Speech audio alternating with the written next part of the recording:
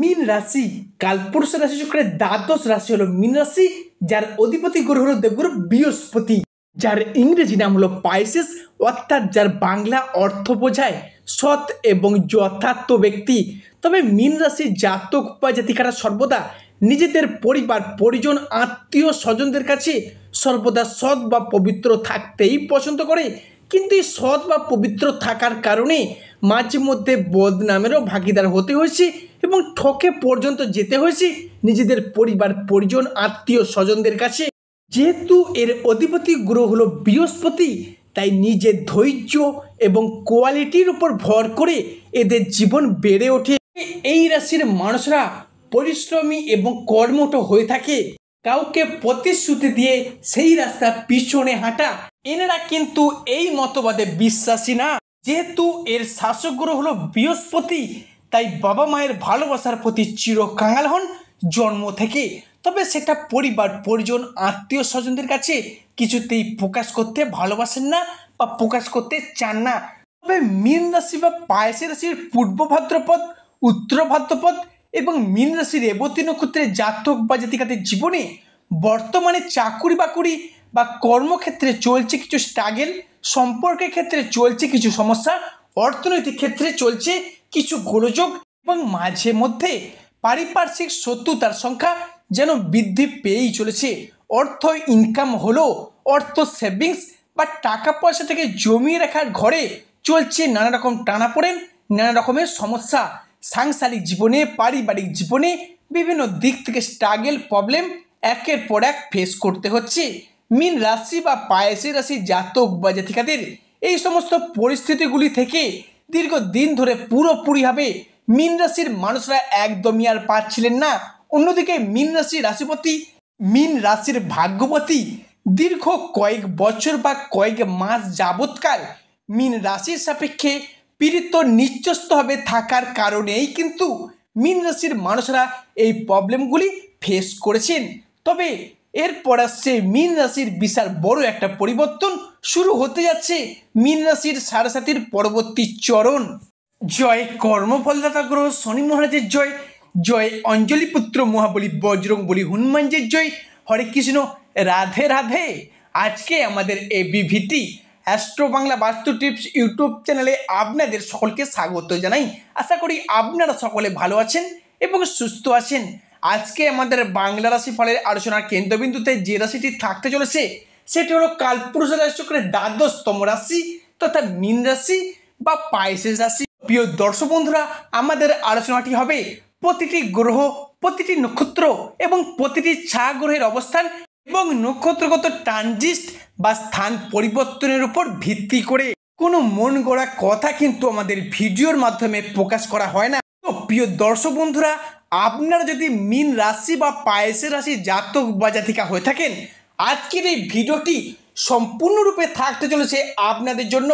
তো প্রিয় দর্শক বন্ধুরা, আপনারা যদি মীন রাশির জাতক বা জাতিকা হয়ে থাকেন, আজকের এই ভিডিওটি মনোযোগ সহকারে মনোযোগ ভিত্তিতে স্কিপ না করে আপনাদের মূল্যবান সময়টিকে নষ্ট করে শেষ পর্যন্ত দেখার অনুরোধ রইল। প্রিয় দর্শক বন্ধুরা, ভিডিওটি যদি ভালো লাগে অবশ্যই একটি লাইক দিয়ে যাবেন এবং স্বয়ং শনি মহারাজের আশীর্বাদ পেতে কমেন্ট বক্সে অবশ্যই শনি মহারাজের একটি নাম নিয়ে যাবেন। দেখবেন আপনাদের প্রতিটি পদক্ষেপে জীবনে চলার পথে শনিদেবের আশীর্বাদ মাথায় নিয়ে চলতে পারবেন। রাহু, যাকে কালের সাথে তুলনা করে থাকি, যাকে কেউ কোনোদিন হারাতে বা পরাজিত করতে পারে না, সেই রাহু এবার প্রবেশ করতে চলেছেন মীন রাশির দ্বাদশে। অন্যদিকে কালজয়ী শনি মহারাজ, যিনি যে কোনো রাশির ক্ষেত্রে তাদের শিক্ষা দিয়ে যান, বাস্তবতাকে চোখে আঙুল দিয়ে বুঝিয়ে দিয়ে যান, তিনি এবার প্রবেশ করতে চলেছেন মীন রাশির অষ্টম ভাবে। মীন রাশির দ্বাদশ ভাব আমাদের মুখ্য, আমাদের মুক্তি ও আমাদের জীবনের ছোটোখাটো যে কোনো সিদ্ধান্ত নেওয়ার ক্ষেত্রে বিচার বিবেচনা করে থাকে, যেইটা কিন্তু আমাদের জন্য ভীষণ ভীষণ ইম্পর্টেন্ট হতে চলেছে আগামী সময়কালটির মধ্যে। অন্যদিকে অষ্টমভাবে প্রবেশ করা শনিদেব, যা কিন্তু মীন রাশির সমস্ত ব্যর্থতার মাঝে আশার আলো ফোটাতে প্রস্তুত। তবে মীন রাশির এই দ্বিতীয় চরণের সাথে সেই সমস্ত বিষয়গুলির প্রতি মীন রাশির জাতক বা জাতিকারা সাড়ে প্রথম চরণ থেকেই দীর্ঘদিন অপেক্ষার পর আপনি হয়তো ভেবে নিয়ে গেছিলেন আর হয়তো পুরানো ঘটনা ফিরে পাওয়া অসম্ভব। এবার কিন্তু সেই সমস্ত বিষয়গুলি ফিরে পেতে চলেছেন মীন রাশি বা পায়েসের রাশির জাতক বা জাতিকারা। তবে মীন রাশির দ্বিতীয় চরণের সাড়ে আমাদের নজর রাখতে হবে যে কোনো দিক থেকে নতুন করে আর যেন প্রতারিত না হই। কেননা দীর্ঘ কয়েক মাস বা কয়েক দিন যাবৎ যবে থেকে সাড়ে প্রথম চরণ শুরু হয়েছিল ঠিক সেদিন থেকেই যে কোনো প্রেম ভালোবাসা রিলেশন বন্ধুত্ব ব্যবসাপাতি কিংবা আর্থিক দিক থেকে প্রতারণার পর প্রতারণার শিকার হয়ে আসছিলেন। এবার কিন্তু সেই সমস্ত বিষয়গুলিকে মিটিয়ে রেখে মীন রাশির জীবনে যে পুনরায় আবার আশার আলো উঁকি মারছে সেটাই কিন্তু লক্ষ্য করে যাচ্ছে। এছাড়া মীন রাশির সাপেক্ষে সূর্যের প্রভাব যেটা কিন্তু 31 আগস্ট থেকে সমগ্র অক্টোবর সময়কালটির মধ্যে জীবনের বিভিন্ন ক্ষেত্রে উন্নতি করতে পারবেন। এরই সাথে এই সময়কালটির মধ্যে দেবগুরু বৃহস্পতি আপনার রাশির অর্থ স্বাস্থ্য এবং সন্তান প্রাপ্তি যোগের ঘরে দৃষ্টি প্রদান করতে চলেছেন। তাই মীন রাশি বা পায়েসের রাশি জাতক বা জাতিকাদের জীবনে 2025 আগস্ট থেকে অক্টোবর সময়কালটির মধ্যে ঘটতে চলা সর্বপ্রথম পরিবর্তনটি হলো পারিবারিক জীবন। এরপর কিন্তু আপনারা সুখ শান্তি এবং সমৃদ্ধির মধ্য দিয়ে কাটাতে চলেছেন এই মীন রাশির পূর্ব ভাদ্রপদ, মীন রাশির উত্তর ভাদ্রপদ এবং মীন রাশির রেবতী নক্ষত্রের জাতক বা জাতিকারা। এবং পরিবারগত দিক থেকে দীর্ঘদিন ধরে একটা ঝগড়া ঝামেলা অশান্তি তর্ক বিতর্ক মনোমালিন্য চলে আসছিল পরিবারের বাবা মা ভাই বোন দাদা দিদিদের সঙ্গে কিংবা দাম্পত্যের জায়গায়।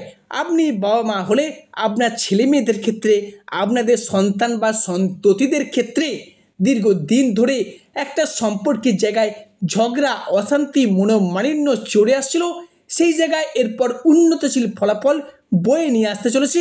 কিংবা যারা বিবাহিত ব্যক্তি রয়েছেন বিশেষ করে শুনবেন, যারা বিবাহিত ব্যক্তি আছেন শ্বশুর শাশুড়ির পক্ষ থেকে যে দীর্ঘদিন ধরে অশান্তি শত্রুতা কিংবা চাপ সহ্য করেছেন, মনের অমিল মতের অমিল মানিয়ে নেওয়ার যে একটা অভাব বা প্রবলেম চলছিল সেই জায়গার সমস্যাগুলি চিরতরে মিটতে চলেছে মীন রাশি বা পায়েসের রাশি জাতক বা জাতিকাদের ক্ষেত্রে।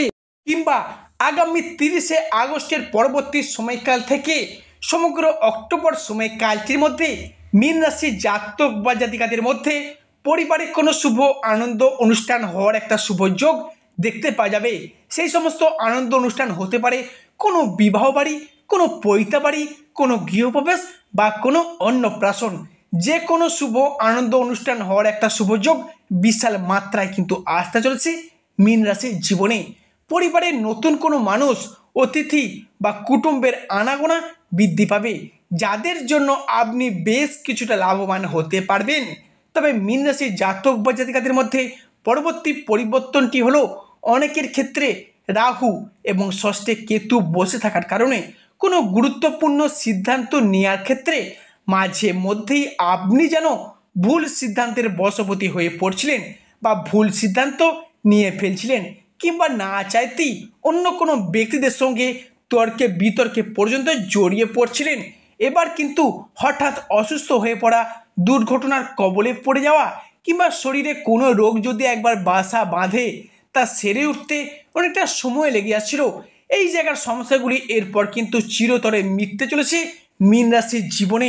মীন রাশির পরবর্তী পরিবর্তনটি হলো পড়াশোনার জায়গা বা উচ্চ শিক্ষার জায়গায় আজ থেকে আগামী 29 আগস্ট এই সময়কালটির মধ্যে যদি কোনো রকম পরীক্ষা, কোনো রকম এক্সাম, কোনো কম্পিটিশনমূলক পরীক্ষা থেকে থাকে সেই জায়গা থেকে একটা সেফ সেকশন অর্থাৎ প্রাপ্তির পথে পূর্ণ সম্ভাবনা লক্ষ্য করা যাচ্ছে।